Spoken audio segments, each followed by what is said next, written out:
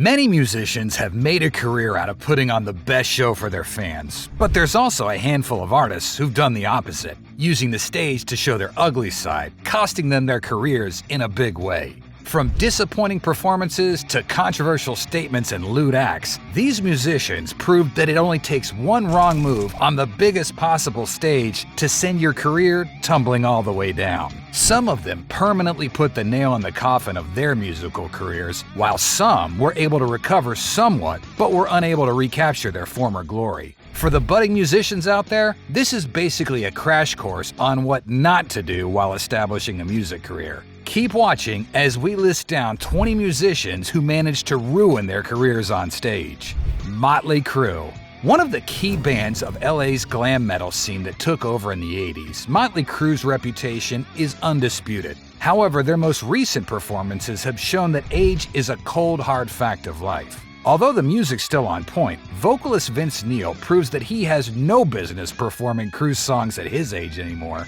The 62-year-old singer performances are so poor that numerous media outlets and fans have expressed their disappointment online. The band initially retired in 2015 after a final world tour, but reformed 3 years later for more shows. But truth be told, it doesn't sound like a good idea based on how Vince Neil's been performing lately.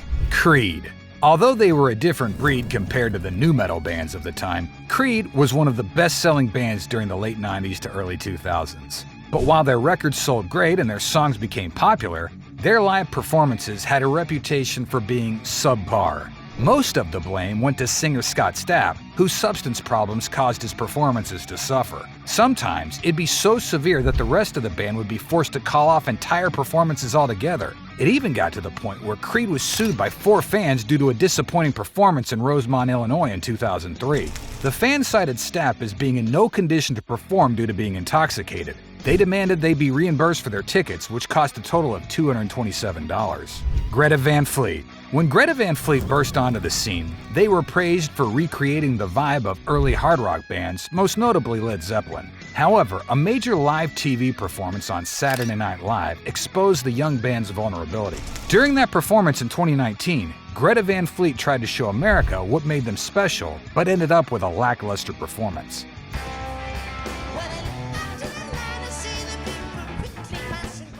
The band seemed off, nervous, and unprepared. They became a laughingstock, with the internet spinning memes off their performance. Although the SNL performance didn't kill Greta Van Fleet's career, it was a major derail that happened at the height of their popularity, which the band hasn't fully recovered from. Carmen. Carmen initially became popular through their videos on YouTube where they covered various songs. Their online popularity eventually brought them mainstream attention, and eventually, like Greta Van Fleet, they were given an opportunity to shine by performing on SNL. And like Greta Van Fleet, their performance was a disaster.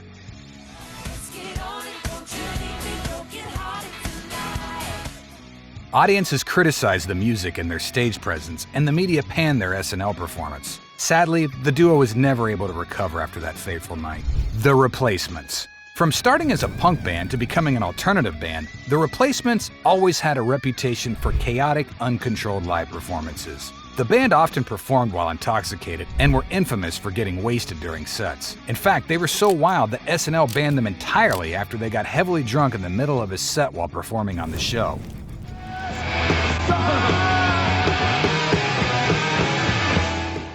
Although the band's established a legacy as alternative rock pioneers, they've also forged an identity as one of the most notorious live acts ever. Puddle of Mudd. Puddle of Mudd is another band that enjoyed mainstream success during the early 2000s with their brand of post-grunge akin to Creed. However, a decade after releasing their successful debut album, Come Clean, the band faced heavy criticism due to singer Wes Scantlin's use of lip-syncing during live performances. During a concert in Ohio in 2015, audiences booed the band off the stage when it became apparent that Scantlin was lip-syncing to the songs. In 2020, the band went viral for a train wreck of a cover of Nirvana's About a Girl, mainly because of Scantlin's vocals that made ears bleed worldwide.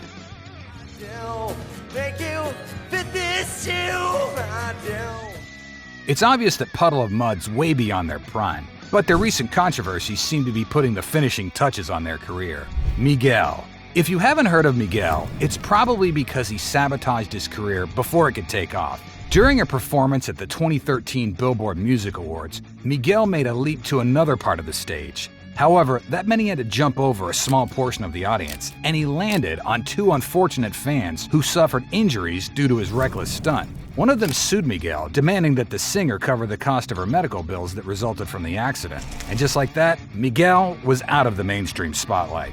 The Sex Pistols. The Sex Pistols were as punk as anybody could be and never compromised themselves, even if it was to their own detriment. They were at the height of their popularity in January 1978 when they announced a North American tour that would ultimately lead to their demise. During the tour, tensions began boiling amongst the band members, and it was reflected in their live performances. Everything came to a head during a show in San Francisco when singer Johnny Rotten refused to sing along to the band and instead sat and hurled insults against the audience. He announced his departure from the Pistols the following day, marking the end of the legendary punk band. Michelle Shocked. Folk singer Michelle Shocked stayed true to her name when she shocked audiences with a controversial statement during a 2013 performance in San Francisco. The singer made the news after going on a rant against same-sex marriage on stage. This resulted in Shocked being ejected from the stage and venues canceling her already booked concerts. Shocked had a lot of explaining to do following her rant, and while she firmly maintained she wasn't homophobic, the public was unconvinced. Her musical career suffered permanently as a result. Robin Thicke. Robin Thicke blew up when he released his 2013 single Blurred Lines, but that was as far as he'd ever get in his career. While the song was immensely popular, it also faced criticism from those who believed it was misogynistic, but Thicke wrote onto these claims with vulgar performances of the song moving forward. The most notable of these was his performance of Blurred Lines with Miley Cyrus at the MTV Video Music Awards,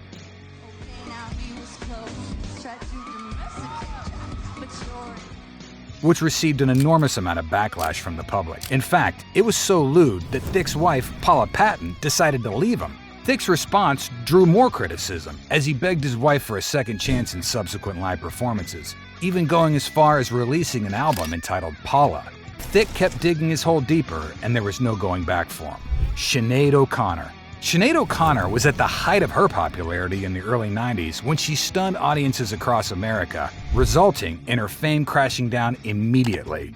During her performance on SNL in 1992, the singer tore up a picture of Pope John Paul II on live TV as a sign of protest against the Catholic Church. She then declared, "Fight the real enemy." Many did not take kindly to O'Connor's display of protest. Her record sales suffered a massive plummet. Although her career continued, she never reclaimed the popularity she enjoyed during that time. Sly Stone. One of funk's most famous icons and his band, Sly and the Family Stone, had an unfortunate habit of self-sabotaging their own live shows, with members failing to show up, refusing to play songs, or getting too drunk to perform competently.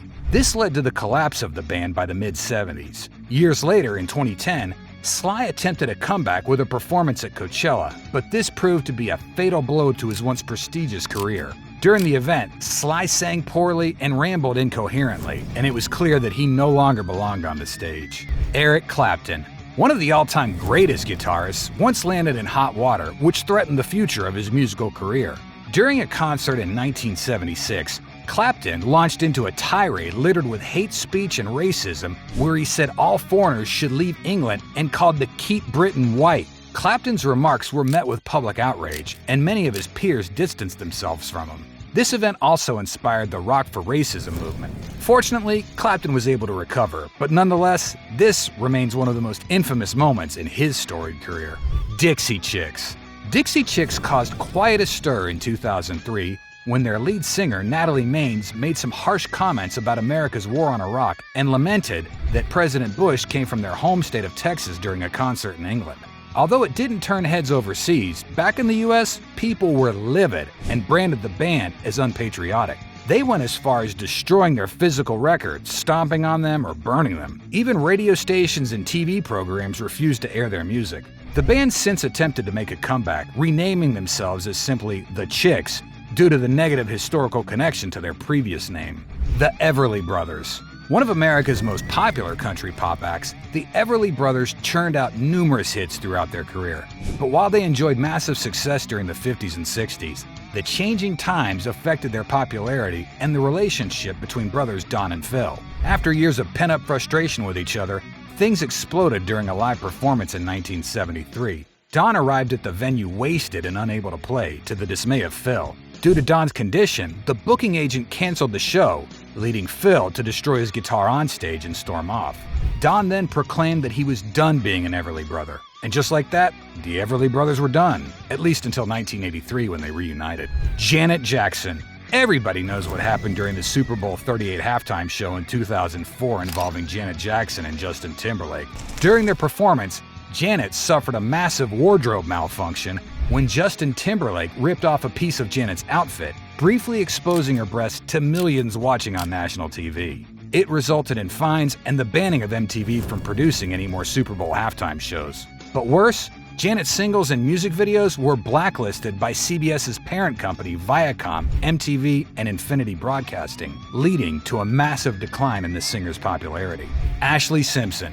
Jessica Simpson's younger sister, Ashlee, took a stab at a music career in 2004, but it got wrecked before it took off due to one of the most controversial live performance bombs in history. During the second song of her SNL performance in October 2004, it was revealed that the younger sister was lip-syncing when the vocal track of her previous song, Pieces of Me, was played again. On a Monday, I'm waiting.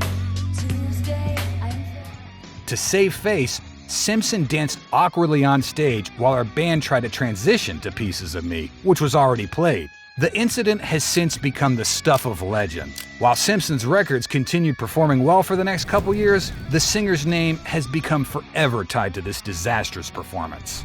Milli Vanilli. Perhaps the only lip-syncing bomb that tops Ashlee Simpson is the one from Milli Vanilli in 1989. The duo enjoyed immense popularity that even garnered them a Grammy, but during a Club MTV performance in 1989, they were caught lip-syncing when the chorus to the song Girl You Know It's True got stuck in a loop, awkwardly repeating over and over.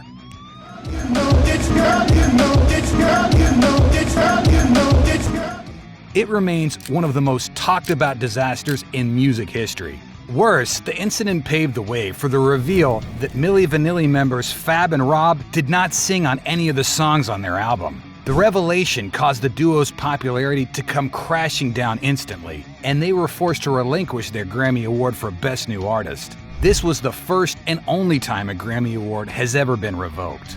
Oasis. Despite being one of the biggest British bands of all time, Oasis has always been plagued by the on and off rift between brothers Liam and Noel Gallagher. Over the years, the brothers' constant arguments have affected several shows. However, one such incident in 2009 was the last straw. The band was scheduled to play the Rock Insane Festival in Paris on August 28th when the brothers got into a fight backstage. Their show was canceled as a result, and Noel issued a statement announcing he'd left Oasis and he simply could not go on working with Liam a day longer.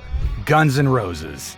They were the world's most dangerous bands, but sometimes they're a danger even to themselves. Even at the height of their popularity, Guns N' Roses were infamous for having troubled performances. In the early 90s, the band often showed up late, and singer Axl Rose would halt concerts if he wasn't feeling it or if the crowd misbehaved. The band caused an uproar in August 1992 during a stop at Montreal for their stadium tour along with Metallica. When the latter was forced to cut their set short due to frontman James Hetfield suffering a pyro accident, GNR made the crowd wait for 2.5 hours before taking the stage. The band then played a disappointing set, marred with monitor problems and Axl throwing a fit and claiming to have a bad throat. Less than an hour into their set, GNR cut their performance short when Axl stormed off stage. A riot ensued where thousands of frustrated fans took their anger to the streets, destroying thousands of dollars worth of property and merchandise. The incident was one of many that caused the band's implosion in the years to come. There's no worse way to sabotage your career than doing something disastrous on stage. Unfortunately, sometimes it can't be helped, as these artists have demonstrated. Some are lucky to have bounced back from the controversies they put themselves in, but for others, they practically threw their careers away with one wrong move in front of thousands.